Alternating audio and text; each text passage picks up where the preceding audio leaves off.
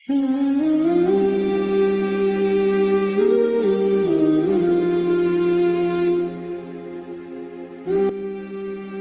আমি এখানে লিখলাম যে ডাটা এন্ট্রি। ডাটা এন্ট্রি লেখার পরে আমরা বেশি করব না, জাস্ট দুইটা প্রোফাইল অন করে দেখবো তাদের সার্ভিসটা কি আছে, তবেই না আমরা একদম ফাইনালি বিষয়টা বুঝতে পারবো। ঠিক আছে, আমরা এখান থেকে একটা অন করে দিলাম প্রথম দিকে, যেহেতু ওরা অনেক ভালো প্রোফাইল ওদের, আর এখান থেকে একটা অন করলাম করে আমরা এই কাজগুলো এখন দেখবো যে কতটুকু জানলে আমরা ডাটা এন্ট্রি করতে পারি। তো আমরা একটা প্রোফাইল অন করেছি, সে যেহেতু তার টাইটেলে লিখেছে I will do data entry, copy paste, web research, Excel data entry, PDF to Excel, মানে সে এমন একটা টাইটেল করেছে বা আমরা এমন একটা টাইটেল খুঁজে পেয়েছি যেটার ভিতরে ডাটা এন্ট্রির মেন কাজের সবগুলো আছে এই কয়টা কথার ভিতরে। যে ডাটা এন্ট্রি মানে যে কোনো ধরনের লেখালেখির কাজ, এবং সেটা হতে পারে কপি পেস্ট, এক জায়গা থেকে নিয়ে আরেক জায়গায় বসাইতে হবে, বা নেটে সার্চ করে করে তথ্য এনে এক জায়গায় করে দিতে হবে, এবং সেগুলো অবশ্যই এক্সেলের শিটে দিতে হবে। এবং এমন হতে পারে যে কেউ আমাদেরকে পিডিএফ এ দিয়েছে, সেটা আমাদের এক্সেলে কনভার্ট করে দিতে হবে, মানে কনভার্ট করা। তো এই ধরনের কাজ আমরা কিন্তু অলরেডি পারি যারা আজকে আসি। তো একটু নিচের দিকে আসলাম, ওনার সার্ভিস সম্পর্কে একটু জানবো, অ্যাবাউট দিস গিগ সেকশনে আসলাম। এই যে আমরা পেয়েছি, এইটা মানেই তো আছে ডাটা এন্ট্রি কি কি শিখতে হবে সেটা আমরা খুঁজে পেলাম নাকি। আচ্ছা, তো প্রথমে আছে দেখতে পাচ্ছি ডাটা এন্ট্রি। তো আমরা তো বুঝেইছি যে ডাটা এন্ট্রি মানে এমন হতে পারে একটা লেখা এক জায়গায় আছে, সেই লেখাটা কপি করে নিয়ে আমরা এক্সেলে সুন্দর করে সাজাবো, নেট থেকে সার্চ করে করে বেশ কিছু তথ্য যেগুলো বায়ার চাইছে ওই ধরনের কিওয়ার্ড দিয়ে সার্চ করতে হবে, করার পরে যে তথ্যগুলো পাবো সেইগুলো তাদেরকে দিতে হবে। তো এটা কাজ কিন্তু আসলে ডাটা এন্ট্রি করলাম, কিন্তু সেই ক্ষেত্রে এটা কপি পেস্ট হলো। ঠিক আছে, ওয়েব রিসার্চ আসলে তোর মধ্যে করে ফেললাম, কারণ যেটা আমার কাছে চেয়েছিল সেটা আমার কম্পিউটারে, লোকাল কম্পিউটার তো থাকবে না। সুতরাং আমরা নেট সার্ভিস সম্পর্কে ভালো করে জানবো, নেট কিভাবে কানেকশন দিতে হয়, এবং সেই অনুযায়ী আমরা বাইরের যে রিকোয়ারমেন্ট থাকবে বাইরের, সেই অনুযায়ী আমরা সার্চ করার পরে যে তথ্যগুলো পাবো সেগুলো কপি পেস্ট করব। আর সেই কপি পেস্ট করতেছি মানে সেগুলো ডাটা এন্ট্রি করতেছি। দেখেছেন তো একটা কথার সাথে একটা কথার কিরকম একটা কানেকশন আছে। আর সেই কথা, সেই লেখাগুলো কিন্তু আমরা এক্সেল অথবা ওয়ার্ডে হচ্ছে ডাটা এন্ট্রি করে দিচ্ছি, তাহলে এটাও কিন্তু এই একই কথার মধ্যে পড়ে যাচ্ছে। এছাড়াও আমরা যে ওয়েব রিসার্চ করতেছি মানে ওয়েবসাইটে গিয়ে কিছু সার্চ করতেছি, সার্চ করে যে তথ্যগুলো পাচ্ছে সেটা আমরা বাইরকে দিচ্ছি। তো সেই ক্ষেত্রে যে আমরা যে কাজটা করতেছি সেগুলো বিভিন্ন আলাদা ছোট ছোট টুলস বা আলাদা ছোট সফটওয়্যারের মাধ্যমে করলে কাজগুলো দ্রুত করা যায়, সাইট থেকে বা ওয়েবসাইট থেকে দ্রুত অনেকগুলো তথ্য নেওয়া যায়। সেই ধরনের কাজকে আবার ওয়েব স্ক্রাপিং বলা হয়ে থাকে, ওয়েব স্ক্রাপিং। এরপরে দেখেন এই সিআরএম ডাটা এন্ট্রি, আপাতত আমরা এটাকে একটু বাদ রাখছি। সিআরএম হচ্ছে ধরে নেন যে এক্সেল এর মতো আলাদা একটা সফটওয়্যার, যেটা দিয়ে এক্সেল এর মধ্যে যেরকম লেখা যায়, লিস্ট করা যায়, ডাটা এন্ট্রি করা যায়, সিআরএম এর ভিতরেও ওরকম বিভিন্ন তথ্য এন্ট্রি করা যায়। এরপরে রয়েছে যেটা, তা হচ্ছে ওয়ার্ডপ্রেস এর ডাটা এন্ট্রি। ঠিক আছে, আচ্ছা। তো এরপরে হচ্ছে শপিফাই ডাটা এন্ট্রি, এইটা আর ওয়ার্ডপ্রেসটা একই ধরনের কাজ, মানে ওয়েবসাইট, বায়ার আপনাকে একটা ওয়েবসাইট দিল, সেই ওয়েবসাইটে ঢোকার জন্য, লগ ইন করার জন্য পাসওয়ার্ড দিল, ইউজার আইডি দিল, সেটা লগ ইন করলে আমরা তার টোটাল ওয়েবসাইটের ভিতরে একটা প্রোফাইল দেখতে পাবো। সেখানে বিভিন্ন ধরনের প্রোডাক্ট বা বিভিন্ন ধরনের পোস্ট করার মতো অপশন দেওয়া থাকে। ঠিক আছে, তো বিশেষ করে এগুলো হয়ে থাকে বিজনেস রিলেটেড ওয়েবসাইট, মানে ই কমার্স ওয়েবসাইট, যেরকম দারাজ.কম একটা ওয়েবসাইট। তো এরকম দারাজের মতো একটা ওয়েবসাইট যদি আমার কাছে তারা দেয়, তাহলে আমরা সেই ওয়েবসাইটে বসে তাদের দেওয়া বিভিন্ন পণ্য বা প্রোডাক্টের নাম এবং তাদের দাম এবং যা আদার ইনফরমেশন আছে সেগুলোকে বসায় দিয়ে পোস্ট করে দেব। এই ধরনের কাজগুলোই হচ্ছে ওয়ার্ডপ্রেস ডাটা এন্ট্রির কাজ, যেটা শপিফাই ডাটা এন্ট্রি মানে ই কমার্স সাইটের কাজগুলোকে এভাবে বোঝায়। এছাড়াও একটা পিডিএফ ফাইল আছে, ওটা হচ্ছে এক্সেলে অথবা ওয়ার্ডে লিখে দিতে হবে, বা অনলাইন থেকে কনভার্ট করে দিতে হবে। ইমেজ আছে মানে ছবি আছে, সেটার থেকে এক্সেলে লিখে দিতে হবে বা ওয়ার্ডে লিখে দিতে হবে, অথবা এই কাজটা নেট থেকে করে করে নেওয়া যাবে। আর যে ই কমার্স প্রোডাক্ট লিস্টিং মানে তো আগেই বলেছি যে এই ক্ষেত্রে এমন হতে পারে যে কোনো একটা বায়ার আমাদেরকে একটা ই কমার্স সাইট বা কয়েকটা ই কমার্স সাইটের লিঙ্ক দিয়ে দিল, সেই সাইটগুলো ভিজিট করতে বলেছে এবং নির্দিষ্ট কিছু কিওয়ার্ড দিয়ে দিয়েছে, মানে কি কি সার্চ করবো সেটা বলে দিয়েছে। তো সেটা দেখে দেখে আমরা সার্চ বাটনে যখন সার্চ করে দেখব, সেই রিলেটেড অনেকগুলো লিস্ট কিন্তু আমাদের সামনে আসবে, এবং সেই লিস্ট থেকে বেশ কিছু তার দরকার হবে, দরকার আছে এরকম টাইপের যেগুলো নির্দেশনা আমাদেরকে দিল, সেই রিলেটেড কিছু লিস্ট আমরা এক জায়গায় করে দিতে পারি। এগুলোকেও ই কমার্স প্রোডাক্ট লিস্টিং এর আওতায় ধরা যেতে পারে, এই ধরনের কাজ। আর যত রকমের কাজ করতেছি আসলে ডাটা কালেকশনই করতেছি। ডাটা এন্ট্রি এবং ডাটা কালেকশন একই তো কথা। এখানে কনভার্ট ডাটা আছে। কনভার্ট ডাটা মানে কি, যে আমাকে 10টা ছবি দিয়েছে ইমেজ, সে 10টা ছবিতে অনেকগুলো লেখা আছে, প্রত্যেকটা ছবিতে লেখা আছে, সেইগুলো দেখে দেখে আমার ওয়ার্ড ফাইলে লিখে দিতে হবে, অথবা অনলাইন থেকে কনভার্ট বা সফটওয়্যার দিয়ে কনভার্ট করে লিখে দিলে হবে। তার ওয়ার্ডেই বানাই দিতে হবে, সেজন্য ওটাতে ক্লিক করলে লিখতে পারে, কাজ করতে পারে। কিন্তু পিক্সারে তো আর ক্লিক করলে লেখা সিলেক্ট করা যাবে না, কালার করা যাবে না। তাই সে কি করে, একটা পিকচার থেকে আমাদেরকে এক্সেলে বা ওয়ার্ডে ওটা লিখে দিতে বলে। এই রকম কাজ করাকে বলা হয় ফাইল কনভার্ট করা, মানে এক কথায় বিভিন্ন ডাটাকে কনভার্ট করা, যেটা এই যে কনভার্ট ডাটা নামে এখানে লিখে দেওয়া হয়েছে। আর ফিক্স ফরম্যাট সেটা কি? ফিক্স ফরম্যাট হচ্ছে যে আমাদেরকে, আমরা যে এক্সেলে বিভিন্ন লিস্টগুলো করি, ধরেন একজন বায়ার অন্য একজন ফ্রিল্যান্সারের কাছ থেকে একটা কাজ করে নিয়েছে এবং সেটা সুন্দর করে সাজানো গুছানো নয়। তো সেই ক্ষেত্রে তার হয়তো সেটা ভালো লাগছে না বা কিছু বিষয় সে ওখান থেকে বাদ দিতে চায়। তো এখন সেই বায়ারটা আমাকে নক দিল, সে বলল যে আমার একটা কাজ আছে, আপনি কি এটা করতে পারবেন? তখন আমি বললাম কাজটা কি ধরনের আমাকে বলেন। ইংরেজিতে এই ধরনের কনভারসেশন গুলো হয়। তো তখন সে আমাকে একটু দেখালো, আমাকে সে বলল আপনি যদি পারেন তাহলে আমি যেভাবে বলছি এখানে কিছু জিনিস বাদ দিতে হবে, কিছু কালার সুন্দর করে দেন, একটু বর্ডার টেনে দেন, মানে ফরম্যাটটাকে সুন্দর করে দেন, তার মনের মতো করে দেয়া। এটা হচ্ছে ফিক্সড ফরম্যাট। আমরা একটা লিস্ট বা যে কাজটা বা যে ডকুমেন্টটা তৈরি করতেছি, সেই ডকুমেন্টটা কালার করে দিয়ে হোক, বোল্ড করে দিয়ে হোক, তার বর্ডার ঠিক করে দিয়ে হোক, কিছু লেখা অপ্রয়োজনীয় লেখা আছে সেগুলো এখন লাগবে না ডিলিট করে দিয়ে হোক, এই সব ধরনের কাজ করে ফাইনালি যে সুন্দর একটা ডকুমেন্ট তাকে উপহার দিলাম, যেটার জন্য অবশ্যই আমি ডলার পাবো, এরকম কাজ করেছি, মানে একটা সুন্দর ফরম্যাট বানাই দিয়েছি। যেহেতু বাইরে আমাদেরকে একটা ফরম্যাট দিয়েছিল, সেটাতে আমরা বেশ কিছু কাজ করেছি। তো এই ধরনের কাজকে বলা হয় ফিক্সড ফরম্যাট। ঠিক আছে, মানে ক্লিন ফরম্যাট বা ক্লিন ডাটা বলা যেতে পারে। তো এরপর আছে ইনসার্ট ডাটা। ইনসার্ট ডাটা মানে একটা শিট আমাকে দিয়েছে, সেখানে কিছু জিনিস হয়তো কম আছে, কিছু তথ্য, সেগুলো কোথায় পাবো বা সেগুলো আলাদাভাবে আমাদেরকে দিয়ে দিয়েছে হয়তো। তো সেই তথ্যগুলো নিয়ে আমাদের ফাইনালি একটা শিটের ভিতরে আমরা বসায় দিতে পারি, বা নেট থেকে সার্চ করে কপি করে এনে বা দেখে দেখে লিখে লিখে সেই ডাটাটা বা সেই ফরম্যাটটার কিছু ভিতরে কিছু জিনিস ইনসার্ট করে আনতে পারি, মানে লিখে দিতে পারি, টাইপ করেও দিতে পারি। এই ধরনের কাজ আছে ইনসার্ট ডাটা। তবে আমরা যেটা বুঝলাম, এইখানে ওয়ার্ড, এক্সেল, গুগল শিট এবং ইন্টারনেটে সার্চ করা, এই ধরনের কাজগুলো আসলে ডাটা এন্ট্রি নামে পরিচিত। এখানে অনেকগুলা কাজের কথা লেখা আছে। আমরা স্বাভাবিক একটা মানুষ দেখলে মনে করি অনেকগুলো কাজ, কিন্তু আমরা এখন যে ছোট করে একটু আলোচনা করেছি, সেখানে মনে হয়েছে না এটা আসলে অনেক ধরনের কাজ না, এটা আসলে হিসাব করলে একই ধরনের কাজই বোঝাচ্ছে। ওই কপি পেস্ট করা, নয়তো টাইপ করে লিখে দেওয়া, নয়তো হচ্ছে পিকচারে আছে ওটা আবার লিখে দেওয়া, বা নেট দিয়ে লিখে নেওয়া, মানে ওই সফটওয়্যার দিয়ে কনভার্ট করে নেওয়া। ঠিক আছে, এই ধরনের কাজগুলা। তা আমরা এখন এই কাজগুলো একটু একটু করে করি, তবেই না আমরা কাজটা বুঝতে পারবো। তো আমরা আর একটা তো অন করে রেখেছিলাম, সেটাও দেখে আসি, দেখি তাদের মধ্যে কতটা মিল আছে। একটু নিচের দিকে যাচ্ছি। এই যে অ্যাবাউট দিস গিগ, এখানে গেলে তবে একটা গিগের যে এগুলো থাকে, মানে হচ্ছে কাজগুলো, সেগুলো আমরা পাবো, সার্ভিসগুলো। তো দেখেন এখানে লেখা আছে ডাটা এন্ট্রি, ডাটা মাইনিং। তো এখানে ডাটা মাইনিং নামে একটা জিনিস কিন্তু নতুন পেলাম, একটু রেখে দিই, পরে আলোচনা করতেছি। এই দেখেন এক্সেল ডাটা এন্ট্রি, মানে এক্সেলের মধ্যে তথ্য লিখে দেওয়া, টাইপ করে হোক, কপি করে এনে হোক। সেই সিআরএম এর কাছেও আছে।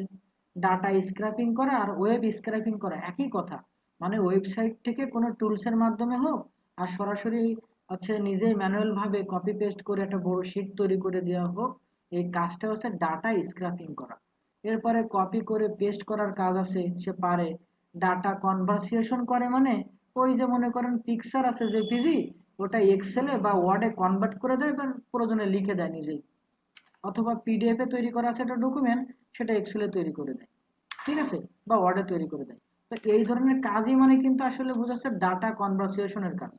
এছাড়া শপিফাই প্রোডাক্ট লিস্টিং আর ওয়ার্ডপ্রেস ডাটা এন্ট্রি, মানে ওই যে ওয়েবসাইটের কাজ, ওয়েবসাইট থেকে তথ্যগুলো খুঁজে খুঁজে এনে এক জায়গায় লিস্ট করে দেওয়া, অথবা কারোর ওয়েবসাইটে ঢোকার মতো পারমিশন দেবে, আমরা তাদের ওয়েবসাইটে বেশ কিছু হচ্ছে প্রোডাক্ট কি করতে পারি, আপলোড করে দেওয়ার কাজ করতে পারি, মানে প্রোডাক্ট আপলোডের কাজও এতে আছে। তো এই typing in Excel or Word, তো দেখেন তো টাইপিং ইন এক্সেল অথবা ওয়ার্ড, এই কথাটার মানেই তো আসলে ওই যে ডাটা এন্ট্রি করা, এক্সেলে ডাটা এন্ট্রি করা, ডাটা এন্ট্রি করা, এই ধরনের কাজগুলোতে বোঝাচ্ছে, তাই না? তো আসলে দেখলে কিন্তু মনে হচ্ছে অনেকটা টপিক, বাট অনেকগুলো টপিক নয়।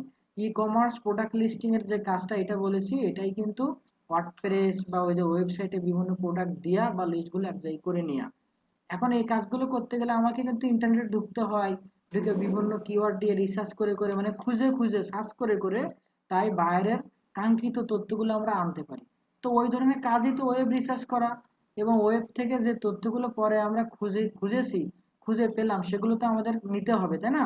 ওয়ার্ড এক্সেলে যে কোনো ভাবে হোক কপি করে নিতে হবে। তো সেই কাজটা ওই যে ওয়েব স্ক্র্যাপিং করা। তো আমরা কিন্তু আর প্রোফাইল দেখবো না, এখন আমরা কিছু কাজে চলে যাব। আশা করতেছি বিষয়টা বুঝতে পেরেছি। তো এখানে একটা বিষয় টাইটেল একটু ভিন্ন আছে, এই যেটা ভিতরে দেওয়া নেই, তা হচ্ছে ভার্চুয়াল অ্যাসিস্ট্যান্ট। আমি প্রথমে আমি আসলে প্রথমে একটু বুঝাই নেওয়ার চেষ্টা করতেছি, তারপর কাজগুলো দেখাবো। তো ভার্চুয়াল অ্যাসিস্ট্যান্ট হচ্ছে, অ্যাসিস্ট্যান্ট মানে কোনো একটা সহকারী।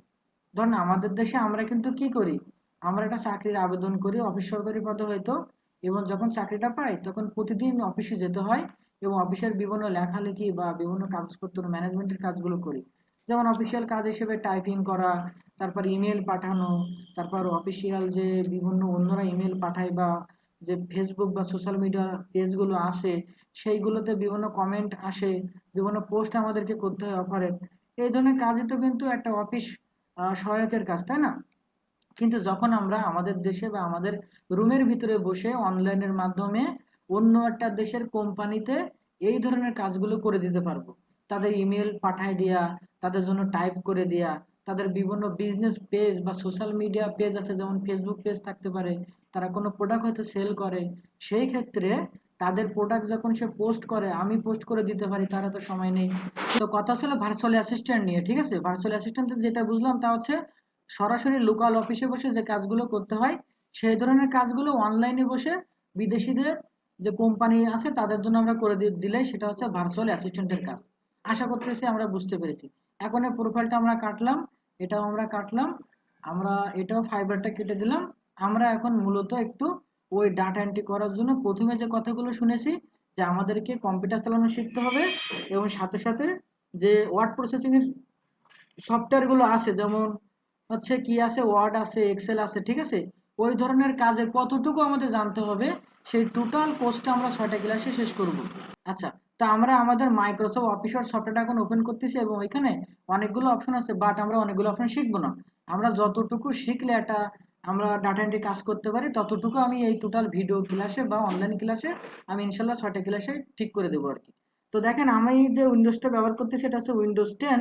তো উইন্ডোজ 10 যাদের আছে তাদের কিন্তু এই যে স্টার্ট মেনুর পাশে একটা ছোট করে একটা বাটন আছে, সার্চ বাটন। তো এই সার্চ বাটনে আমরা লিখলাম ওয়ার্ড, WORD, ওয়ার্ড। এই ওয়ার্ড লিখেছি মানে কিন্তু আমরা ওয়ার্ড এর নামের একটা সফটওয়্যার পেয়েছি। আমার এখানে আপাতত 2007-এরটা ইনস্টল করা আছে। আপনারা লেটেস্ট ভার্সনের ওয়ার্ড গুলো ব্যবহার করবেন, তাহলে ডাটা এন্ট্রিতে আরো বিশেষ কিছু বেনিফিট আপনারা পেয়ে যাবেন, সুযোগ সুবিধা। তো আমি এটাকে একটু ওপেন করে দেখি জিনিসটা কেমন। তো এটা যখন ওপেন করেছি তখন একটা পেজের মতো ওপেন হয়েছে, যেটা আমাদের হাতের কাগজের মতো দেখতে, ঠিক আছে? তো আমরা কতটুকু পরিমাণে এই কাজ জানতে হবে লেখালেখির জন্য সেটা আমি একটু বলি।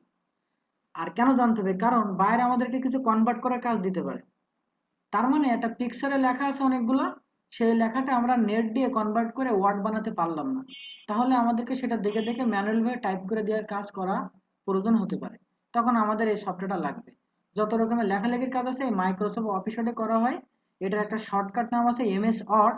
তো আমরা এইখানে প্রথম যে বিষয়টা জানবো, তা হচ্ছে আমরা যদি আমাদের কিবোর্ডের কন্ট্রোল ধরে মাউসের চাকাটা উপরে কিংবা নিচের দিকে নিয়ে আসি, তাহলে আমরা হচ্ছে কি করতে পারবো, আমরা এই পেজটাকে জুম ইন জুম আউট করে ছোট বড় করে দেখতে পারবো, ঠিক আছে? যেটা এর নিচেও থাকে, এখানে দেখলে বুঝতে পারবেন। আমি বাম দিকে নিচে আসি। আচ্ছা, তো এখন এই পাশে উপরে এটা হলো স্ক্রল বার, যে এটা নিচের দিকে যাওয়া যাবে, আর এটা উপরের দিকে নিয়ে গেলে পেজটার উপরে যাওয়া যাবে। আচ্ছা, তো উপরে দেখেন এটা হলো স্কেল বার। স্কেল এটা আমাদের অনেক কাজে লাগে যে লেখাগুলোকে সাজানোর ক্ষেত্রে। আর আমাদের উপরে যেগুলো আছে এটা হোম লেখা, ঠিক আছে? এখানে আছে হোম, এই যে এই প্রথমটা হচ্ছে হোম, এই হোম। তারপর পাশে রয়েছে ইনসার্ট, তারপর এই পাশে রয়েছে পেজ লেআউট, আরো রয়েছে রেফারেন্স। এরকম বেশ কিছু কথা লেখা আছে। এইগুলো এক একটা মেনু, এগুলোর ভিতরে ক্লিক করলে অনেকগুলো টুলস বা অপশন দেখতে পাওয়া যাবে। যেমন ইনসার্টে গেলে অনেকগুলো আলাদা আলাদা অপশন, হোমে থাকলে অন্য অন্য আলাদা আলাদা অপশন, ঠিক আছে। তো আমাদের ডাটা এন্ট্রি করার জন্য কিন্তু অনেক কিছু লাগবে না। আর এটা হচ্ছে মেগা মেনু বা হোম মেনু বলা যেতে পারে। এইখানে নতুন ডকুমেন্ট নিয়া, আগে কাজ করা আছে এমন ডকুমেন্ট কি করা, এখান থেকে ওপেন করে নিয়া সেভ করা, আবার পুনরায় একটা জিনিস একবার সেভ করা আছে আর একবার সেভ করতে গেলে সেভ এস ব্যবহার করতে সেই অপশন, এবং প্রিন্ট করা অপশন, এরকম কিছু অপশন এখানে আছে।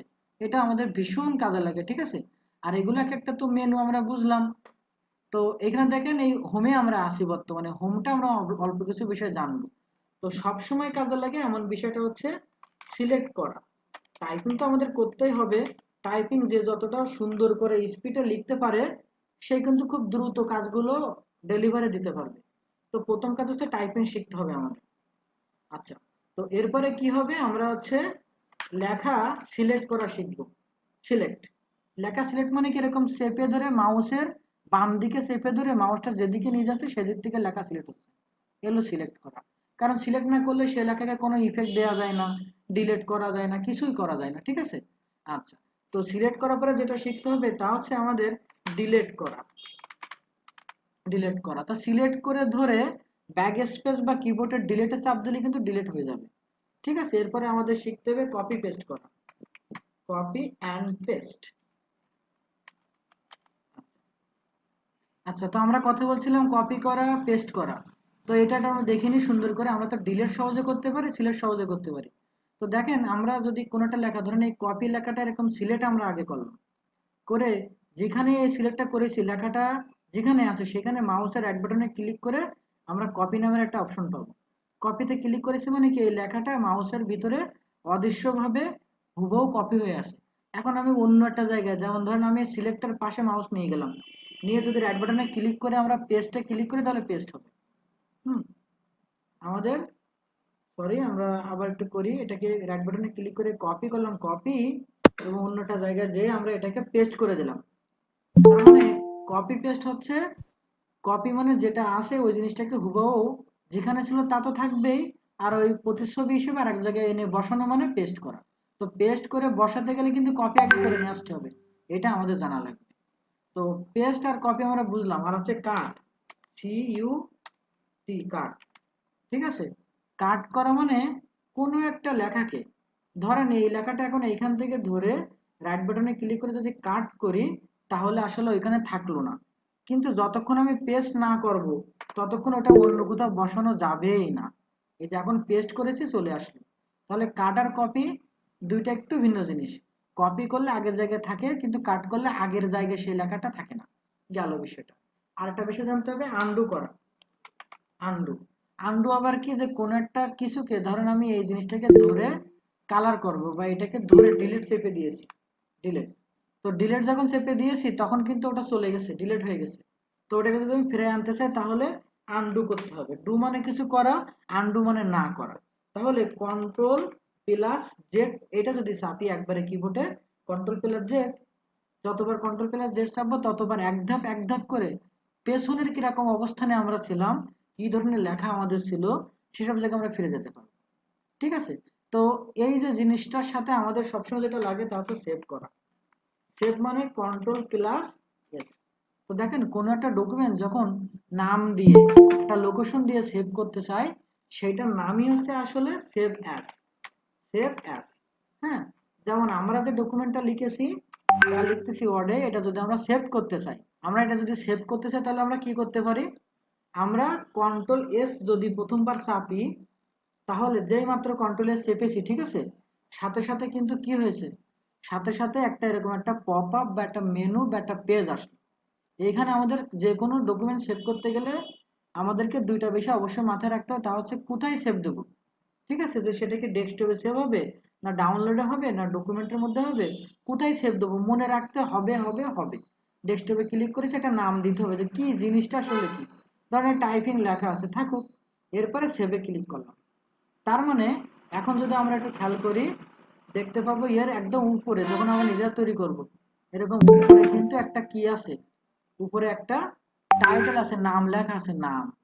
এই নামটা এখন কেন পেয়েছে, কারণ সেভ করেছি তাই। এবং ডেস্কটপে যদি দেখে আসি তাহলে দেখবো ডেস্কটপে টাইপিং নামে ডকুমেন্টটা অলরেডি কিন্তু আছে, এই যে সেভ করেছি বলে। এখন আমি এটার মধ্যে যদি আরো অনেক কিছু লিখি, যেমন সেভ আর সেভ আমরা বুঝলাম, আমরা যদি এখানে আরো একটা কিছু লিখলাম, হাবি যাবি কিছুটা লিখলাম, লিখে এখন আবার তোমার এলাকা সহ আমি এই ডকুমেন্টটা সেভ রাখতে চাই, তাহলে আমাকে কি আবারও ওইখানে এসে সেভ আস করা লাগবে? তা কিন্তু প্রয়োজন নেই, কারণ অলরেডি ডেস্কটপে টাইপিং নামে ডকুমেন্টটা সেভ করেছি। তার মানে কন্ট্রোল এস যদি চাপি, কোনো পপ আপ মেনু বা কোনো ডকুমেন্ট আসলো না, শুধু কন্ট্রোল এস দিয়েছি। তাহলে এইটা কাজ করে কখন? যখন কোনো একটা ডকুমেন্ট প্রথমে একবার কন্ট্রোল এস অথবা সেভ অ্যাস অপশন থেকে, মানে এইখান থেকে সেভ অ্যাস অপশন থেকে একবার যখন গিয়েছেন প্রথমবার, তখন কিন্তু এরকম একটা পেজ আসছিল। তো যখন আপনি এই সেম ডকুমেন্টে এখনো লিখতেছেন, কিন্তু প্রথমে একবার সেভ অ্যাস করেছেন, মানে একটা নাম দিয়েছেন আর লোকেশনে সেভ করেছেন, এটা কিন্তু এখন যতটুকু লিখতে থাকেন না কেন কন্ট্রোল এস দিলেই এনাফ। এটার জন্য নতুন করে ওইরকম ডেস্কটপওয়ালা ওই নিচে হচ্ছে সেভ করার মতো বাটন থাকবে, এরকম ওই পেজটা বারবার আমাদের প্রয়োজন নেই। তো দেখেন, মনে করেন এই ডকুমেন্টটা ডেস্কটপে সেভ আছে, এই সেম কথাগুলোর ডকুমেন্টটা মানে এটার একটা কপি হিসাবে আপনি অন্য জায়গায় আরেকটা সেভ করতে চান, তখন কিন্তু কন্ট্রোল এস দিলে এটা সেভ হচ্ছে, কিন্তু ওই বাইরে ওই জায়গায় যেখানে আগের থেকে লোকেশন দেওয়া আছে।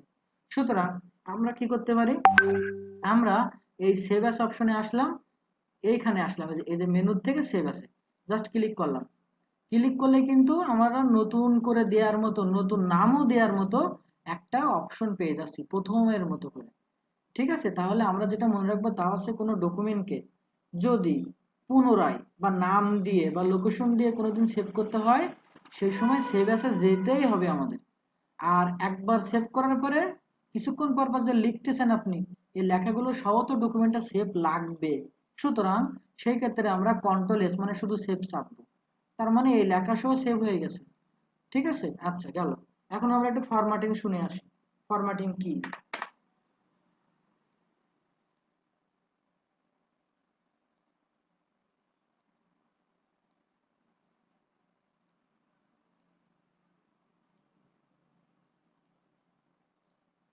তো আমরা এখন ফরম্যাটিং এ আছি, ঠিক আছে। ফরম্যাটিং মানে জিনিসটাকে কালার করা, বড় করা, ছোট করা, এই ধরনের কাজ সব আমাদের জানা লাগবে না। আমরা বড় ধরে কি জানবো? ফন্টের ঘর, ফন্ট সেটা কি জিনিস জানবো, সাইজ ছোট বড় করা এটা আমরা শিখবো, লেখার কালার করা মানে যেটাকে টেক্সট কালার বলতে হয়, টেক্সট কালার। আচ্ছা, আর ফরম্যাটিং হচ্ছে, ফরম্যাটিং করা বলতে আমি বুঝাচ্ছি যে সেটা বোল্ড করা, এটা আন্ডারলাইন করার প্রয়োজন হতে পারে, আন্ডারলাইন আছে, আর ইতালিক মানে বাটা। আচ্ছা, তো দেখেন আমরা আছি ফন্টে, ফন্ট হচ্ছে এইখান জায়গাটা যেটা আছে এইখানটায়, ঠিক আছে। এটা হচ্ছে ফন্টের ঘর, একটু লম্বা মতো করে ঘর, এটা হচ্ছে ফন্ট, এটা হচ্ছে ফন্ট। এর মধ্যে গেলে বিভিন্ন লেখার স্টাইল পাওয়া যাবে, আবার ভাষাটাকেও চেঞ্জ করতে পারবো। যেমন আমরা এখন লিখতেছি ইংরেজি ভাষায়, আমরা যদি এইখানে ক্লিক করি তাহলে এর মধ্যে বাংলা লেখার মতো ফন্ট আছে, সেই ফন্টটা সিলেক্ট করে যদি কোনো কিছু লিখি তাহলে এটা বাংলা লিখতে পারবো। ঠিক আছে, তো আমরা বাইরেদের জন্য যে কাজগুলো করি সেগুলোতে বাংলা লাগবে না, বাট সেই জিনিসগুলোকে একটু সুন্দর করে তাদের যে ডকুমেন্ট দেখে দেখে বানাবো, সেই ক্ষেত্রে তাদের ডকুমেন্টের মতো করে লিখতে গেলে বেশ কিছু ফন্ট আমাদের চেঞ্জ করার প্রয়োজন হতে পারে, তাদের স্টাইল থেকে স্টাইলের সাথে মিল করার জন্য। সুতরাং এই ফন্ট জিনিসটার ঘরটা সম্পর্কে আমাদের জানতে হবে। এখানে অনেকগুলো সবই ইংরেজি আছে, আবার অনেকগুলো বাংলাও আছে, কিন্তু স্টাইলগুলো আলাদা আলাদা। এটা হচ্ছে ফন্টের ঘর। ঠিক আছে, দেখেন উপরের লেখার স্টাইল আর নিচের লেখার স্টাইল কিন্তু একই না, কারণ আমরা ফন্টটা চেঞ্জ করেছি। এখন সাইজ, কোনো লেখাকে ধরে এইখানটায় ফন্টের পাশের ঘরে আমরা যদি কম অপশনে ক্লিক করি, তাহলে অ্যামাউন্ট কমে ক্লিক করেছে সাইজ ছোট হলো, বড়টাতে ক্লিক করলে বড় হলো। এই সেম হচ্ছে এই দুটো আমি করে দেখাচ্ছি, বড় এতে বড় সাইজ, ছোট এটাতে ক্লিক করলে ছোট সাইজ, আর এইখান থেকেও ছোট বড় করে নেওয়া যাবে। আচ্ছা, এখন টেক্সট ফরম্যাটিং এর মধ্যে আমাদের যেটা রয়েছে সেটার প্রথম কাজ হচ্ছে টেক্সটের কালার করা। এইখানে দেখেন একটা ইয়ে আঁকানো থাকবে, ইয়ে মানে লেখা, আর তলায় একটা কালার সংকেত দেওয়া আছে, মানে এই অপশনটা হচ্ছে লেখার কালার চেঞ্জ করার জন্য। তো এটাকে ধরে আমরা যদি এটার পরে ক্লিক করি তাহলে কালার প্যানেল পাবো, এবং সেখান থেকে আমাদের পছন্দ মতো কালার করে নিতে পারি। এছাড়াও লেখাকে একটু গায়ে মোটা দেখানোর জন্য আমরা এই বি মানে বোল্ড অপশন ব্যবহার করতে পারি। ঠিক আছে, এখানে ক্লিক করে এই যে বোল্ড করতেছি, আবার কোন একটা লেখাকে আইতে ক্লিক করলে ইতালিক হচ্ছে, আবার কোন একটা লেখার তলায় দাগ দেওয়ার জন্য আন্ডারলাইন ব্যবহার করতেছি। এইগুলো আমাদের লাগে। এছাড়া আমাদের আর যা লাগে তা হচ্ছে টেক্সট অ্যালাইন। এবং এই যে কথাগুলো বলতেছি সবগুলো কিন্তু কিবোর্ড একটা শর্টকাট আছে। যেমন আমি একটু আগে বলেছিলাম কপি পেস্ট করা, একটা লেখাকে ধরে আমরা কিন্তু রাইট বাটনে ক্লিক করে এখান থেকে কপি করেছি। তো সেই সেম জিনিসটা কিন্তু হোমের আন্ডারে এখানে কপি পেস্ট কাট এই ধরনের অপশনগুলো আছেই। এছাড়াও আমরা কিবোর্ড দিয়ে কন্ট্রোল সি চাপলে কপি হয় এবং কন্ট্রোল ভি দিলে পেস্ট হয়। ঠিক সেরকম কন্ট্রোল এক্স দিলে কাট হবে এবং কন্ট্রোল ভি দিলে আবার পেস্ট হবে। সেরকম ভাবে আমরা যদি কোনো লেখা এই যে বোল্ড করেছি, এটাকে ধরে বিতে চাপ দিলাম মানে বোল্ড হয়েছে, আবার বিতে চাপ দিয়ে আনবোল্ড করে দিছি এরকম। তো এই কাজটা আমরা কিন্তু কিবোর্ডে করতে পারি। কোনো লেখাকে ধরবো, কন্ট্রোল বি মানে বোল্ড, সরি, কন্ট্রোল বি মানে বোল্ড, আবার কন্ট্রোল বি দিলে আনবোল্ড। কিন্তু লেখা সিলেক্ট না করলে কিন্তু কোনো ইফেক্ট আপনি দেখতে পাবেন না হয়তো। এছাড়া এই যে বাঁকা আছে আই লেখা মানে ইতালিক, এখন কন্ট্রোল আই যদি দিই তাহলে এটা ইতালিক করা আছে আবার নর্মাল হয়ে যাবে, আবার কন্ট্রোল আই দিলে এটা ইতালিক হবে। তো এইভাবে কন্ট্রোল ইউ দিলে আন্ডারলাইন হবে। এখন আসি টেক্সট অ্যালাইন। আমাদের সব থেকে পুরাতন টেক্সট অ্যালাইন এখানে যে চারটা আছে চারটাই আমাদের পুরাতন, যেটা এখানে থাকে। আমরা এটাকে লেখার কালার করেছি এখান থেকে। এছাড়া বোল্ড ইতালিক আন্ডারলাইন আমরা ফন্টের ঘর দেখেছি এবং এখানে সাইজের ঘরটা দেখেছি। এছাড়া আমাদের দরকারি বিষয় কাট কপি পেস্ট এরকম কিছু বিষয় সাথে সেভ করা দেখেছি। আচ্ছা, তো এইটা হচ্ছে টেক্সট অ্যালাইনের ঘর। ঠিক আছে, এটা হচ্ছে টেক্সট অ্যালাইনের ঘর। এইখানটায় আছে, এইখানটায় এই এই পর্যন্ত টেক্সট অ্যালাইন মানে টেক্সট গুলোকে অ্যালাইন করা মানে সাজানো। যেমন এই লেখাটা আমার কিন্তু বাম দিকে আছে, আমি যদি এখানে সেন্টারে ক্লিক করি সেন্টারে যাবে, ডান দিকে দিলে ডান দিকে যাবে, আবার বাম দিকে দিলে বাম দিকে যাবে। অনেকগুলো লেখাকে দুই পাশে সমান সমান করার জন্য আমরা 4 নম্বর অপশন মানে জাস্টিফাই ব্যবহার করতে পারি। এবং এগুলোর শর্টকাট আমরা কিভাবে জানবো, সেটা হচ্ছে আমরা কোনো একটা অপশনের কাছে যদি মাউসটা জাস্ট নিয়ে যাই, যেমন এখানে নিয়ে গেলাম, এটা নাম হচ্ছে বোল্ড, লেখা দিয়ে দিছে, এবং কন্ট্রোল প্লাস বিতে চাপ দিলে বোল্ড হয়। এইভাবে আমাদের নোট করে রাখতে হবে প্রয়োজনে। আয়ের পাশে মাউসটা শুধু নিয়ে গেলাম, কন্ট্রোল প্লাস আই মানে ইতালিক, তাহলে আমরা এটা বুঝতে পারলাম কোনটা কি হয়। যেমন আমি যদি সেন্টারে টেক্সট অপশনে ক্লিক করি তাহলে টেক্সটের এইটা সেন্টারে আনা হচ্ছে কন্ট্রোল প্লাস ই, এবং যদি কন্ট্রোল এল দেই মানে লেফট অ্যালাইন করতে চাই তাহলে কন্ট্রোল এল দিতে হবে। তাই এখানে আমরা দেখতে পাচ্ছি লেখাগুলো। আচ্ছা, এছাড়া লাইন স্পেসিং আমাদের জানতে হবে। লাইন স্পেসিং তার মানে লাইনের মাঝখানের জায়গা। ধরেন এই পেজটাতে আমার 1 লাইন 2 লাইন 3 4 5 আর উপরে একটু ছোট করে 6 লাইন লেখা আছে। এই লাইন একটা লাইন থেকে আরেকটা লাইনের মাঝখানের দূরত্ব অনেকটা বেশি। এই যে মাঝখানের দূরত্ব, মাঝখানের এই প্রতিটা লাইনের মাঝখানে যে দূরত্ব আছে এইগুলো লাইন স্পেসিং বলে। তো আমরা চাইলে কি করতে পারি, লাইনের স্পেসটাকে ধরে মানে সব সিলেক্ট করবো, যেহেতু সবগুলো কাছাকাছি আনবো, কম বেশি করব করে এইখানটায় দুইটা তীরচিহ্ন আঁকানো আছে উপরে নিচে যাওয়ার মতো, আর কয়েকটা লাইন আঁকানো থাকে টেক্সট লাইনের পাশে। এখান থেকে আমরা ছোট মানে বেশি করলে বড় হয়, লাইন স্পেসটা বাড়ে, আর এখান থেকে কম নিলে কমে। এরকম কমানোর পরে অনেক সময় কাছাকাছি যায় না, তখন আমরা রিমুভ নামের অপশনটা ব্যবহার করতে পারি। Remove space after paragraph click করলাম মানে এটা কিন্তু কি হয়ে গেল, সুন্দর করে গায়ে গেছে হয়ে গেল। ঠিক আছে, তো এটা আমাদের জানতে হবে। সাথে আমরা এটা জানবো বর্ডার, যে একটা লেখা যতটুকু আছে তা বাদেও পেজটার প্রথম থেকে শেষ অবধি ব্যাকগ্রাউন্ড কালার দেওয়ার প্রয়োজন হয়। এখানে অনেকটা বালতির মতো দেখতে অপশনটা, আমরা এটা ব্যবহার করতে পারি। এখানে এসে যদি আমি একটা কালারে ক্লিক করি তাহলে লেখা অল্প থাকুক, বাট কি হয়েছে, পুরোটাই ব্যাকগ্রাউন্ড কালার দিয়েছে। আর এই ইয়ে মানে লেখার কালার, এখানে ক্লিক করে কালারও চেঞ্জ করা যাবে। আচ্ছা, তো মোটামুটি এইগুলো আমাদের কিন্তু সব সময় কাজে লাগে হোমের ভিতরে। আর ইনসার্টের ভিতরে কাজে লাগে আমাদের টেবিল মানে লিস্ট তৈরি করার জন্য টেবিল তৈরি করা, পিকচার নিয়ে আসা, শেপ তৈরি করা, চার্ট তৈরি করা, অর্ডার দিয়ে কিছু তৈরি করা, এই ধরনের কাজগুলো আমাদের সবসময় লাগে। আমরা কিন্তু ডাটা এন্ট্রির জন্য কতটুকু জানতে হবে তাই জানতেছি, এর বাইরে আমরা বেশ কিছু অপশন আছে কিন্তু দেখবো না। তো আমি ধরেন আপনি এই পেজ 3টা পেজ লিখেছেন, এই পেজে চাইলে আরো 3 4 লাইন লেখার পরে একটা পেজ আসতো 4 নম্বর পেজ, কিন্তু আপনি এখন চাচ্ছেন যে এইখানে আর লিখবেন না, আমার আরেকটা পেজ লাগবে। সেই ক্ষেত্রে আপনি ছোট ছোট করে ইন্টার দিতে পারেন, ইন্টার ইন্টার ইন্টার ইন্টার।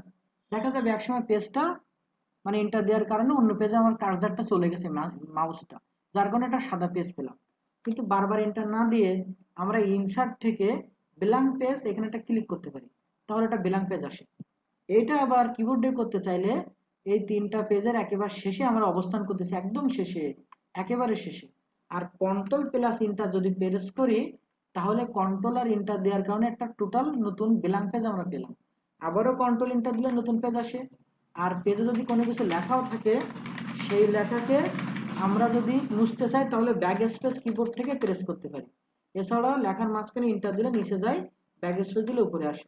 তো পেজ কিভাবে ডিলিট করব? যদি লেখা থাকে পেজের ভিতরে, তাহলে লেখাগুলোকে আগে ধরতে হবে সিলেক্ট করে, ধরে ব্যাক স্পেস দিলে লেখা প্রথমে মুছে যাবে, তারপর আরো একবার ব্যাক স্পেস দিলে পেজটা হয়তো মুছে যাবে। যতক্ষণ নাম আছে আমরা ব্যাক স্পেস দিতে পারি।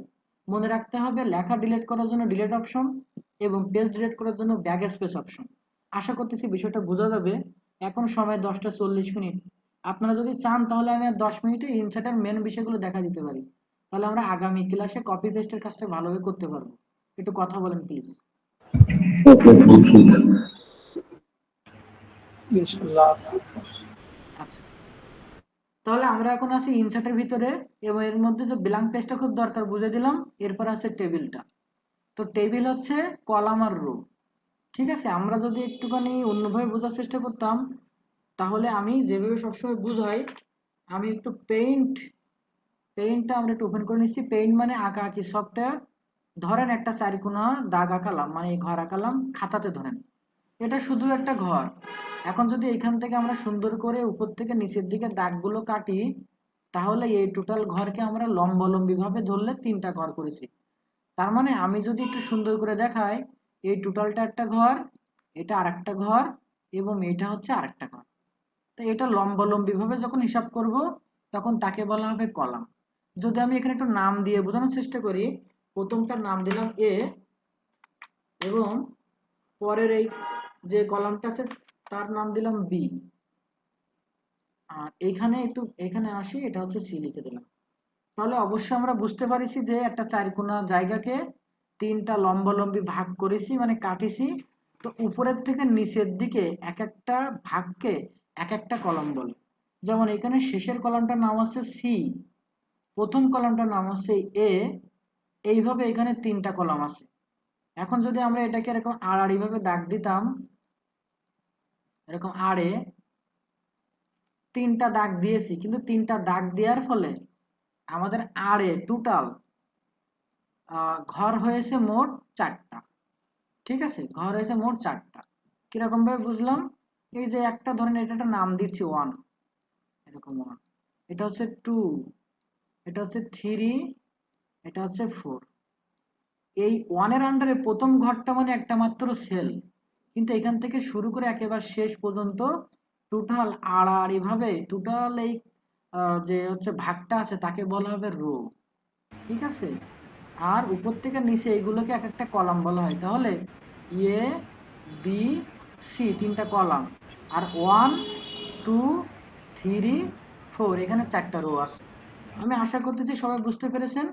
এবং এই দাগ দিয়ে তো রো আর কলাম তৈরি করেছি, যার কারণে ভিতরে কিন্তু ছোট ছোট ঘর আছে, যেমন এই একটা, তারপরে আরেকটা, তারপরে আরেকটা, এরকম করে আমাদের টোটাল 3, আর এদিকে 4, 3 4 12টা সেল আছে, ঘর আছে।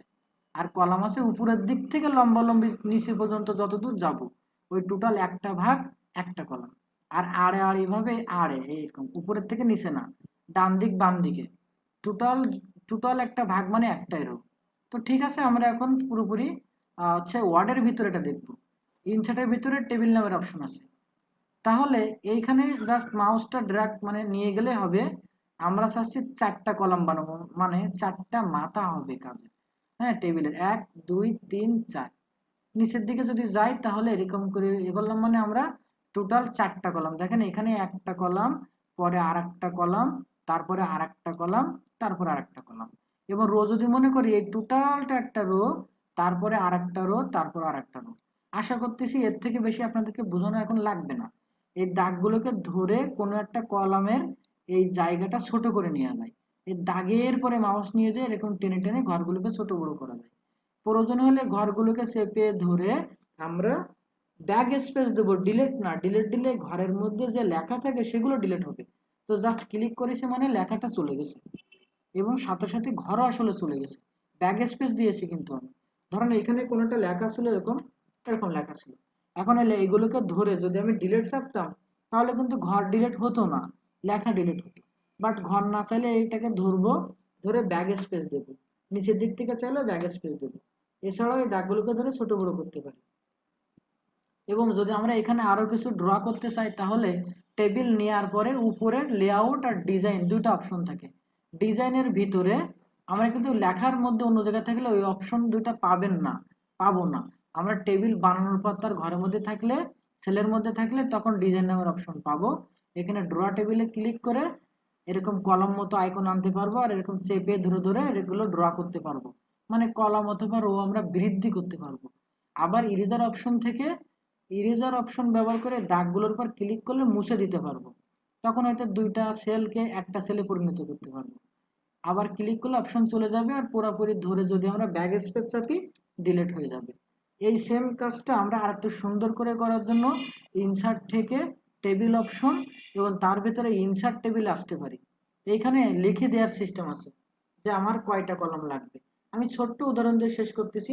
ধরুন আমাকে কেউ বলেছে সিরিয়াল নাম্বার, নেম এবং মোবাইল নাম্বার, এই তিনটা তথ্য যেন থাকে এমন একটা টেবিল বা চার্ট আমাকে করে দিতে বলেছে 5 জনের জন্য। ঠিক আছে, 5 জনের জন্য। তাহলে আমাদের সাবজেক্ট হচ্ছে সিরিয়াল নাম্বারের একটা ঘর রাখতে হবে, নেমের একটা ঘর রাখতে হবে, মোবাইল নাম্বারের একটা ঘর রাখতে হবে, এবং এরকম করে মোট 5 জনের তথ্য তলায় তলায় তলায় এন্ট্রি করতে হবে। সুতরাং এটাও তো উপরে একদম উপরে লিখে রাখতে হবে। এজন্য এখানে আমার 6টা রো লাগবে। আর এখানে সাবজেক্ট হচ্ছে সিরিয়াল নাম্বার, নেম এবং মোবাইল নাম্বার। তার মানে মোট হচ্ছে আমার 3টা কলাম হবে। সো আমরা কি করতে পারি, ইনসার্টে যাওয়ার পরে টেবিল অপশনে আসলাম এবং নিচের থেকে আবার ইনসার্ট টেবিলে একটা ক্লিক করলাম। করার পরে কলামের ঘরে লিখলাম 3, এবং যেহেতু 5 জনের নাম লিখতে হবে কিন্তু উপরে তো ওই টাইটেলও লিখে রাখতে হবে কোন ঘরে সিরিয়াল কোন ঘরে নেম। সো রোর ঘরে আমরা লিখবো 5 আর একটা বেশি করে 6। 6 লিখে ওকে করলাম। এবং এইখানে আমরা প্রথম ঘরে হয়তো সিরিয়াল নাম্বারের কথা লিখতে পারি, আর মাউস দিয়ে পরের ঘরে বা ট্যাব দিয়ে পরের ঘরে গিয়ে আমরা নেমের একটা ঘর কলাম তৈরি করে দিলাম, আর এখানে আমরা মোবাইল নম্বর রাখলাম। আর তারপরে এখানে 1 2 3 4 করে আমরা কিন্তু 5 জন মানুষের কি করতে পারি, ডাটাগুলোকে এন্ট্রি করতে পারি। তো এই হচ্ছে কথা। আমরা টেবিলটা শিখেছি। এখানে আমাদের খুব গুরুত্বপূর্ণ আর কি থাকতে পারে, পিকচার নিয়ে আসা।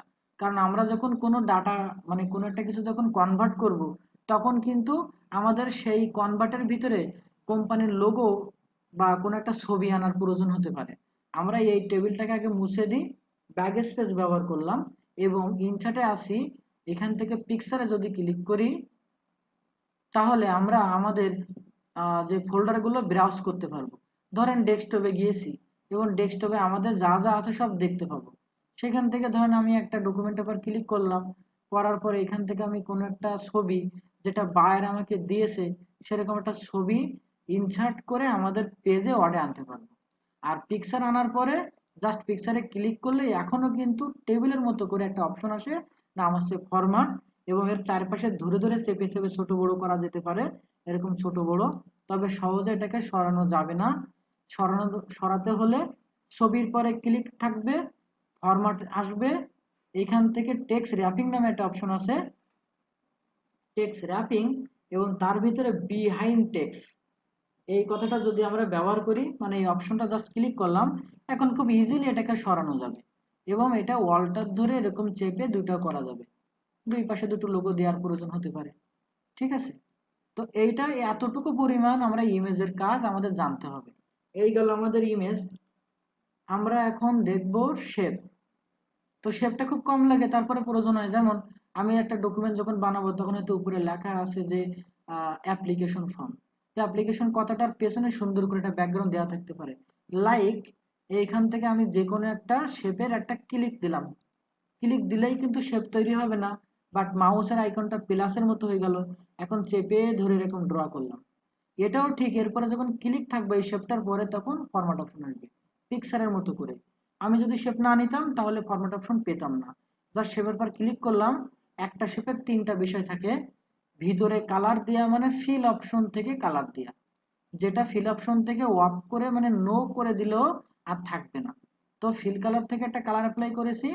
চাইলে আউটলাইন মানে বর্ডার, এখান থেকে একটা কালার নিতে পারি। চাইলে বর্ডারের ওয়েটটাকে বেশি করে গায়ে মোটা করে দিতে পারি। এবং শেপের চেঞ্জ এখানে করে দেওয়া যাবে। এখান থেকে যে শেপটা নিয়েছি তার চেঞ্জ করে দিয়ে অন্য কিছু আমরা অ্যাপ্লাই করতে পারি। তো আপাতত যেটা ছিল সেটা থাকবে। শেপের পরে রাইট বাটনে ক্লিক করে অ্যাড টেক্সট পাবো, আর এখান থেকে আমরা কিছুটা লিখে দিতে পারি। পরে সে লেখাটাকে ওই হোমের অপশন থেকে সেন্টার করা, লেখাটা সাইজে বড় করা, চাইলে লেখাটার কালার চেঞ্জ করে দেওয়া, এরকম ভাবে বেশ কিছু কাজ আমাদের করা লাগবে। সুতরাং শেপের আমার এতটুকু প্রয়োজন। একটা শেপকে দুইটা করতে গেলে কন্ট্রোল ধরে টেনে এরকম দুইটা করা যেতে পারে। কন্ট্রোল চেপে ধরে মাউসের বাম দিকে ধরে টানতে হবে। আমি শেপে আবারও গেলাম, একটা শেপ নিলাম, এরকম চারকোনা আঁকলাম। এই শেপটাকে যদি কালার করতে চাই, আগে শেপের পর ক্লিক, ফিল কালার থেকে যে কোনো একটা কালার পিক করলাম। আর আউটলাইন লাইন আমরা চাইলে দিতে পারি, সেটা বড় করলে বড় করতে পারি এরকম করে কালারটা, এবং চাইলে আউটলাইন অফ করেও দিতে পারি। চাইলে এই শেপের পরে ক্লিক রেখে ডিলিট দিলে ডিলিট হয়ে যাবে। এতটুকু পরিমাণ শেপ আমার জানতে হবে যদি আমি ডাটা এন্ট্রি করতে চাই। এখানে চার্টের বিষয়টা আছে, আজকের ক্লাসে চার্ট আমি দেখাবো না, আমি একটু ওয়ার্ডারটা দেখাবো। কারণ এমন এমন কিছু ডকুমেন্ট আমাদের কাছে আসতেও পারে যেগুলো খুব সুন্দর করে লেখা থাকতে পারে। ধরেন এখান থেকে আমি এরকম গোল টাইপের একটা লেখায় ক্লিক করলাম, গোল স্টাইলের। আমরা আছি ইনসার্টের মধ্যে ওয়ার্ড আর্টে, তো এখানে লিখতেছে ইওর টেক্সট হিয়ার। সো আমরা লিখলাম স্বপ্ন পূরণ আইটি, জাস্ট এই কথাটা লিখে ওকে করেছি। দেখেন এই লেখাটা কিন্তু এরকম গোল আকৃতির হয়ে আমাদের চোখের সামনে আসলো, এবং এর কিন্তু চারটা পয়েন্ট আছে। এরকম চারদিকে চারটা পয়েন্ট থাকবে, ঠিক আছে? যখন আমরা এরপর ক্লিক করবো এরকম চারপাশে চারটা পয়েন্ট থাকবে, এবং সেই পয়েন্টের পরে মাউস নিয়ে যেয়ে আমরা কি করতে পারি, এটাকে বড় করতে পারি। এই যে আমরা এটাকে চেপে দিলাম, ছোট বা বড় করলাম, এরকম ছোট বা বড় করলাম, ঠিক আছে? তো এটাকে সহজে মুভ করা যাবে না পিক্সারের মতো। কি করতে হবে, এটা নিয়েছি মানে ক্লিক করলে উপরে একটা বিশেষ অপশন ফরম্যাট আসবে, সেখান থেকে ফিল কালার শেপের মতো করে চেঞ্জ করে দিতে পারি। আউটলাইন কালার আমরা দিতে পারি বা নো করে দিতে পারি, কিংবা এই ওয়েট থেকে বড় করে দিতে পারি, এবং শেপ চেঞ্জে এসে এটাকে আমরা অন্য কোনো আকৃতিতে পরিবর্তন করে দিতে পারি। কিন্তু সহজে এটাকে সরানো যাচ্ছে না, ছোট বড় ঠিকই করা যাচ্ছে। সহজে সরানোর জন্য ওই ফরম্যাটের আন্ডারে ডান দিকে টেক্সট র্যাপিং থেকে বিহাইন্ড টেক্সটে ক্লিক করে দিলাম। এখন এটা সহজে এটাকে কি করা যাবে, এরকম সরানো যাবে, এবং চাইলে কন্ট্রোল ধরে এটাও এরকম ডবল করে নেওয়া যাবে। এই ছিল আমাদের শেপের অপশন। এতটুকু শেপ আমরা ব্যবহার করতে জানলে হবে। এছাড়া আমাদের অনেক বেশি লাগে, তা হচ্ছে টেক্সট বক্স। এটাও ইনসার্টের ভিতরে, এই যে টেক্সট বক্স, সরি আমি একটু ভুল জায়গায় ক্লিক করেছি। এই যে টেক্সট বক্সে গেলে এরকম কিছু নমুনা দেখাচ্ছে, যেটা পেজে যে কোনো একটা জায়গায় একটা বক্স মতো আসবে, সেইখানে লেখা দেওয়া যাবে। তো আমরা ড্র টেক্সট বক্স ব্যবহার করব নিচে, ডোরা টেক্সট বক্স। এটা যেখানে আমরা ধরে ধরে এরকম ড্র করে ছেড়ে দেবো, মানে এর মধ্যে আমরা লিখতে পারবো, ঠিক আছে?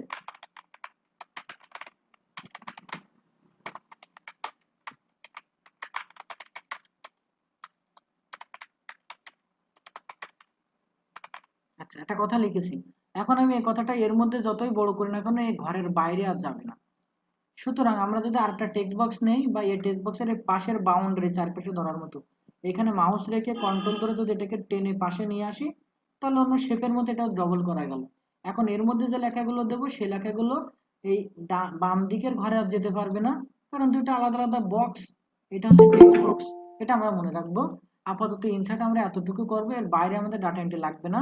আর পেজ লেআউটটা দিলে কিন্তু আমাদের পেজ আর লাগবেই না। সুতরাং আমরা মনে হয় পেজ লেআউটটা শিখে তারপর বাদ দিতে পারি। যদি আমরা নিজেরা প্রিন্ট করব না, ওয়ার্ড আজকে এখানে শেষ হয়ে যাবে, আমরা আগামী ক্লাসে এক্সেল দেখব। তো ওয়ার্ডের পেজ লেআউটের ভিতরে একটু বোঝাই যাই।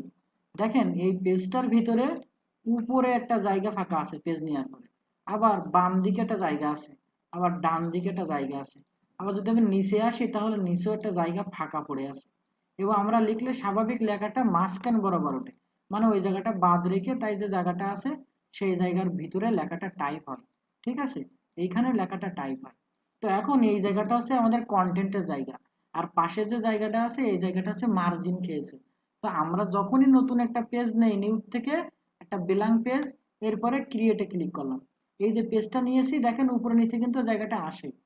বাট আমাদের অনেক সময় অনেক বড় লেখা একটুখানি হচ্ছে, অনেক বড় লেখাকে কিন্তু একটা পেজের মধ্যে ধরাইতে হয়।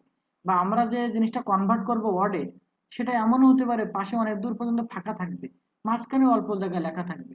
সুতরাং আমাদের এই পেজ লেআউট বুঝতে হবে। পেজ লেআউট হচ্ছে এই পেজটা কেমন থাকবে, আড়ে নাকি লম্বায়, পাশে জায়গা কম থাকবে না বেশি থাকবে, পেপার সাইজ কেমন হতে পারে, এমন একটা সেটিং। সো এর মধ্যে আমরা মার্জিন অপশনে যাব, মার্জিন থেকে তলায় কাস্টম মার্জিনে ক্লিক করব, এবং এইখানে দেখেন টপ বটম বেশ কিছু অপশন করা আছে। টপ হচ্ছে উপরে কতটুকু জায়গা ফাঁকা দেবো, ধরুন এই ওয়ানের জায়গায় আমরা 4 দিলাম, মানে 4 ইঞ্চি হয়ে গেছে। আর লেফটে অনেক জায়গায় পয়েন্ট দিয়ে 5 দিলাম, মানে হাফ ইঞ্চি দিলাম। আর বটমে আমরা 2 ইঞ্চি দিলাম, 2। আর রাইটে দিলাম 0.5। এখন যদি আমরা এটাকে ওকে করি, নিচের থেকে ওকে, তাহলে দেখা যাবে যে পেজটার উপরে 4 ইঞ্চি পরিমাণ জায়গা ফাঁকা করে দিল। তার মানে এখানে আমার লেখাটা থাকবে না। ঠিক আছে। আর এই দেখেন দুই পাশে অল্প, বাট নিচে কিন্তু একটু বেশি। এইভাবে যে কোনো পেজকে আমরা যেটা কনভার্ট করব, সেই ইমেজটা যেমন আছে সেরকম ভাবে মার্জিন কম বেশি করে আমরা সাজিয়ে দিতে পারবো ইনশাল্লাহ। তো এটা ছিল পেজ লেআউটের মার্জিন নামের অপশন। এটা হচ্ছে ওরিয়েন্টেশন। যদি কাজটা আমাদেরকে আমাদেরকে এই পেজটা যত লম্বাই আছে আড়ে করে দিতে হয় লিখে, তাহলে আমরা ল্যান্ডস্কেপ ব্যবহার করব। পোর্ট্রেট মানে লম্বাই করা, ল্যান্ডস্কেপ মানে পেজটাকে আড়ে করে নেওয়া। এখন যাই কিছু লিখবো এটা আড়ে সেভ হবে, মানে আড়েই কাজ করবে আর কি। এরপরে আমাদের সাইজটা সম্ভবত মানে সবসময় আর কি A4 আমরা দেব, কারণ আমরা তো নিজেরা একটা প্রিন্ট করবো না, বাইরের জিনিস এতটুকু কাজ। এবং সাথে কলাম অপশনে এসে আমরা 2 যদি দিই, তাহলে কাগজ একটাই আছে, পেজ একটাই আছে, কিন্তু মাঝখানে একটু ভাগ দেখাচ্ছে। এর মানে হচ্ছে আমরা প্রথমে এখানে যা কিছু লিখবো, এরকম যাই কিছু লিখতে থাকি না কেন, সেই লেখাটা আমাদের ওই কলাম ছাড়া বাইরে যাবে না। ঠিক আছে। ওই এই পাশের যে কলামটা আছে এটা পূরণ হবে, তারপরে ডান দিকের কলমে লেখা যাবে। মাঝখানে ফাঁকা থাকলো, সুতরাং এই লেখাটা বাইরে প্রিন্ট করে নেওয়ার পরে মাঝখান থেকে ভাঁজ দিয়েও ব্যবহার করতে পারবে। এই হলো কলামের বিষয়টা। এগুলো কলাম থেকে 3ও করে দেওয়া যেতে পারে, আবার এটা 1ও করে দিলে প্রথমের মতো হয়ে যাবে। আশা করি বুঝতে পেরেছি। আর একটা বিষয় একটু প্রয়োজন হতে পারে, তা হচ্ছে পেজের বর্ডার দেওয়ার প্রয়োজন হতে পারে। তো আমরা সিম্পল বর্ডার হিসাবে এই পাশে বর্ডার অপশনে ঢুকলাম। দুই ধরনের বর্ডার হয়, একটা হচ্ছে আমার স্টাইল দিয়ে বর্ডার, মানে কালার দিয়ে বর্ডার। আমি এখানে আসলাম, যে কোনো একটা কালারের উপর ক্লিক করেছি, মানে স্টাইল উপরে, সেটার কালার থেকে নিচে যে কালার লেখা থাকবে এখানে, কালারটা আমি একটা কালার চুজ করেছি, এবং হোয়াইটটা আমি একটু কম বেশি করে নিয়ে জাস্ট ওকে করে দিলাম, মানে পেজের চারিপাশে ওইরকম কম বেশি ওয়ালা অ্যামাউন্টের একটা বর্ডার আসলো। আবার পেজ বর্ডারে গেলাম, এবং আমি যদি এখন এখান থেকে বর্ডার না নিয়ে নিচে 8 নামের একটা ঘরের ভিতরে নাম লেখা আছে, যদি ক্লিক করি, তাহলে এখানেও কিছু বর্ডার পাবো। এবং যে কোনো একটা বর্ডারে জাস্ট ক্লিক করব, করার পর সেটার কালার অপশন থেকে কালারও চেঞ্জ করে নিতে পারবো। এবং এখানে হোয়াইটটা এখন লেখা থাকে, আগে যেরকম জাস্ট ক্লিক করে নিতে হতো সিলেক্ট করে, এখন লিখে দেওয়া থাকে। তো 24 আছে, আমি যদি একটু কম করি, তার মানে বর্ডারের এই যে গাছগুলো দিয়ে বর্ডার বানাবে এখন কম্পিউটার, সেগুলো একটু সাইজে ছোট হবে। Just okay. এখন দেখতে পাচ্ছি একটা বর্ডার চলে আসলো। এই বিষয়টা এগুলো আমাদের মোটামুটি সবসময় লাগে। আর তেমন কিছু আমাদের হচ্ছে ডাটা এন্ট্রির জন্য লাগে না। আমরা চেষ্টা করেছি অল্প কথায় অল্প টাইমে, ওয়ার্ডটার খুব গুরুত্বপূর্ণ জিনিস, শুধুমাত্র ডাটা এন্ট্রি নয়, এইগুলো জানলে আমরা কি করতে পারবো, আমরা অবশ্যই অফিসেরও কাজ করতে পারবো। ঠিক আছে। তো এই বিষয়গুলো আমরা আশা করতেছি খুব সুন্দরভাবে বুঝেছি, এবং এগুলো নিয়ে আমরা একটু প্র্যাকটিস করে রাখবো, ভিডিওটা দেখবো। আর হচ্ছে সমস্যা থাকলে আমাকে অবশ্যই জানাইতে হবে। ঠিক আছে। আজকের মতো আমরা এখানে শেষ করতে চাচ্ছি।